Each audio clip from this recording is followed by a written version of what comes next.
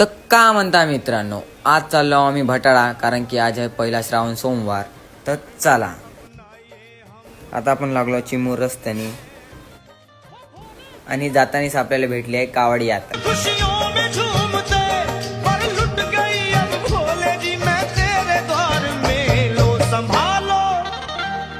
संभालो प्रभु अपनी कावल, लुट गई मैं अभागन यहाँ पे, लुट गई मैं. मित्रांनो, साहिल का म्हणत आहे पावा. तो आम्ही आलो भटाळा गावात भावा. आता आम्ही पोहोचलो भटाळ्याच्या मंदिरात. सृष्टि के जन्म से भी